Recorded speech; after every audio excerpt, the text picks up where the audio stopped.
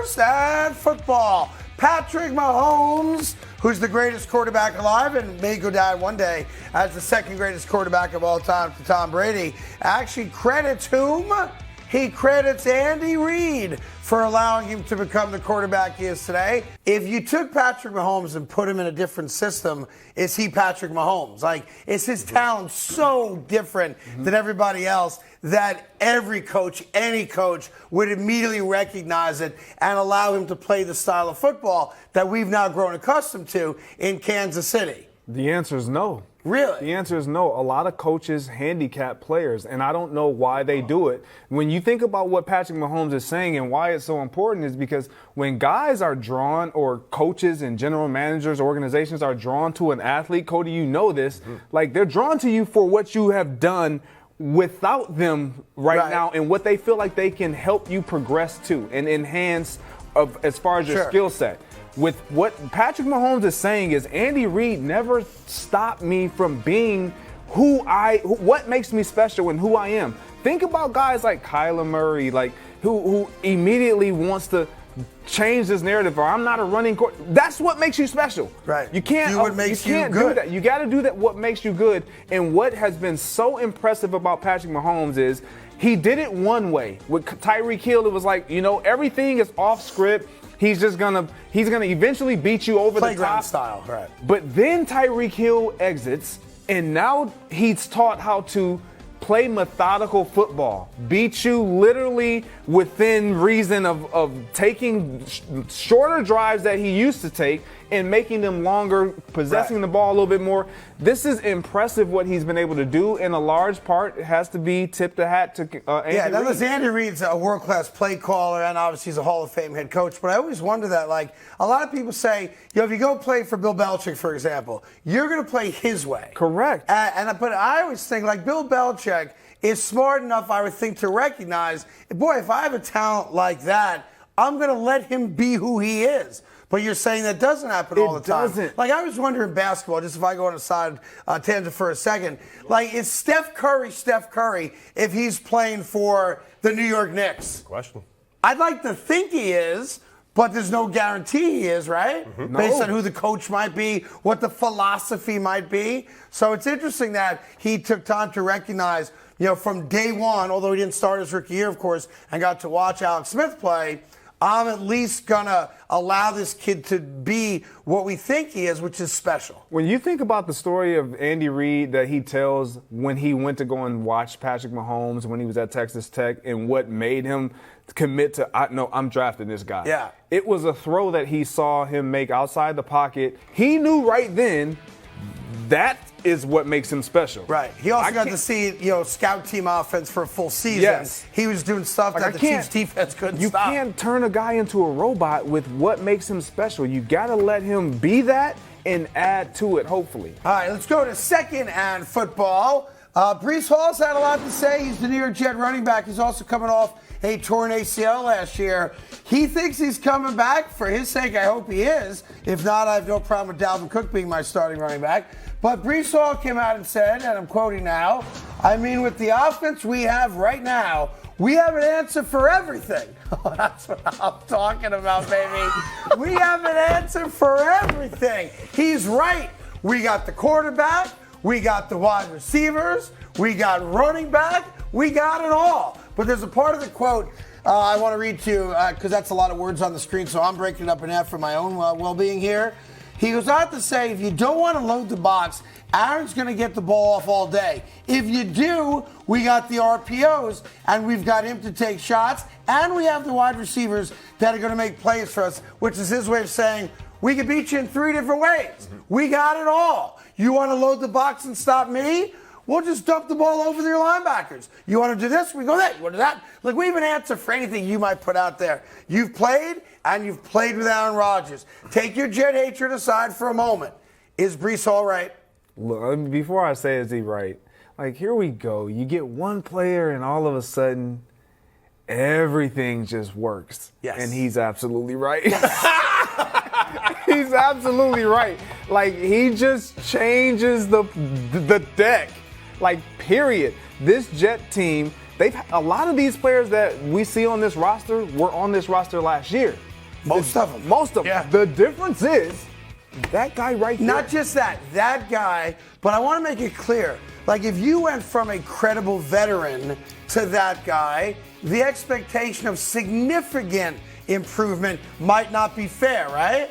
Correct. We're going from the worst quarterback to maybe ever play the position in the history of the sport in Zach Wilson to that guy, a guy who might be the best player, with all due respect to my main man Tom Brady, to ever play the sport. That gap, I'm not sure, and I was thinking about this driving in. James Jones and I were talking this morning, and I was trying to figure out, has there ever been a gap from one year to the next for one franchise at the quarterback position as great as the gap is between Zach Wilson's performance and what we expect Aaron Rodgers to be?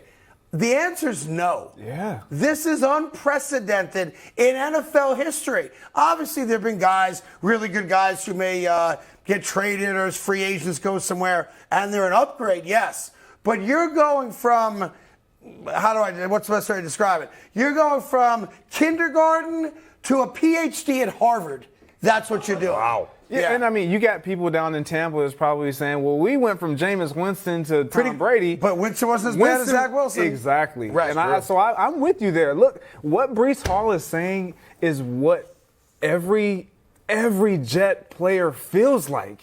And that is what's so scary and intriguing about this Jets team, because the expectations aren't just from the outside. Right. It's the inside out. Like, these guys are going to be more committed this year to deliver, not just for one another, but because the pressure is, we went from worse to now we have the potential to be first. Yeah, and it's true. And that's why guys like Breece Hall are like, we can do everything. And that's just in 7-on-7 drills with no pads on, having him out there. All right, third in football. If you're out there in the Bay Area, San Francisco, good news coming out of San Francisco. The reports from those that cover the team are that Brock Purdy is actually on schedule, Cody Decker, Very nice. to be ready for week one. There was a lot of question based on having what amounted to Tommy John type surgery, Yes. but not the full-on surgery that a lot of pitchers get in baseball, that he might not be ready. But I guess the offseason throwing program's all good, and he is expected now to be ready for week one. Remember, he got hurt January 29th, NFC Championship game against the Eagles. Had the surgery when the swelling went down March 10th. Started throwing about a month, 5 weeks ago. And now they're saying all systems go. Week one, Brock Purdy's quarterback. Which I is like huge. it. Yeah, especially if he got the full Tommy John surgery, he probably would have been out a full 12 months, if not a little bit longer. But again, we talked about on this show, the way you throw a football does not affect that UCL all that much. The only reason he got hurt is because his fingers got bent back. Here's a little tutorial for you folks. If you have kids watching at home, here's a football and here's a baseball, right? When you throw a baseball, show them, Cody. Right there, you're using your come fingers. over, right? And it puts all that pressure right there on your UCL, which is in your elbow. Now, Sam Weiss, the legendary coach in the NFL, always taught kids and young quarterbacks that the way to throw a football, and I can show it now, is to pretend you have a booger on your finger, and you're trying to flick the booger off with your thumb. Your wrist and your hand goes the other way. Like, you don't throw a football the appropriate way. No, I don't. Because you're a baseball player. And it's a natural thing. Either you flick the burger and throw it that way, or you throw it like a baseball. But that's why he's able to come back, because that motion did not require the surgery on the elbow. That's right. The way a lot of people in baseball do. And now you're smarter. Yeah. Now you see how you learned something on this show? We appreciate it. Yeah, but Sam Weiss always said, flick the booger, flick the booger, flick the booger. And that gets you in the habit of prorating the elbow and the arm and the hand and all that stuff. Flick the booger, flick the booger, flick the booger. I wouldn't suggest you guys go around flicking boogers. Oh, no, do it in school. Teachers love it, as a matter of fact. Fourth in football, some are calling this the Aaron Rodgers effect. I'm one of them. The New York Giants, for the first time ever, are going to have a different logo at midfield at MetLife Stadium. Now, it's been the NFL logo or some type of NFL logo in the past, but there you go. Looks great. The lowercase NY, the Giants revealed that themselves yesterday. Now, why is that a story? Well, it's a story because They share the building. They do. With the New York Jets. So the New York Jets did announce yesterday, guess what, New York Giants? We're going to do the same thing. However, they have not yet released which of their logos they're going to use at midfield for Jet games. This is the Giants showing you that they don't like the fact that everyone's talking about the Jets. They're going to paint that thing so deep blue that when the Jets do play there, you're going to see a little bit of the NY from the Giants. There's no doubt about it, Cody. You really think so? Not if they do put that gigantic football logo, the green one, just and by completely the way, cover it? I don't even know how you do that, right? I know it's turf. It's a brand new turf. I guess they got to take half of it out, Yeah, put they half take of the it in, middle. whatever it They is. take the middle out. They leave the rest of it from about the 30s. Oh, is that how they do it? And then they whatever it is, I don't know. But I think if you guys put it up there again, I'm not a Giant fan, but it's pretty badass. Like, I like it. Yeah. Right? That's what it should be, by the way. It's a good logo. Like, if I'm the Giants, I want my logo in midfield also. Of course. If I'm the Jets, you better believe you're taking it out. Yeah, there used to be a thing when they shared the building early on. It was still Giants Stadium. Yeah. And a lot of the Giants memorabilia, like retired numbers and whatnot, were fastened into walls. So when the Jets had home games, they couldn't take them down. So what they did was, it was like if my computer right here, just here's a bad example, was like Lawrence Taylor's retired jersey, right? The Jets would come in, and the Jets would go, nothing to see here. That's what they did. So sad. It's what the Clippers do for Laker games. You know that, right? Yeah, I'm sure they Exact do. same thing. Like, it's not your building. Yep. Like, I know we share the building, but it's really Giant Stadium, right? Anyhow, yeah, so the Jets are going to reveal their midfield logo. I like it. Coming up as well. Hey there, thank you so much for watching The Carton Show. You can subscribe right here to get all the latest bits and segments from the show. And by the way, while you're at it, we have a lot of great shows on FS1, so check them out too.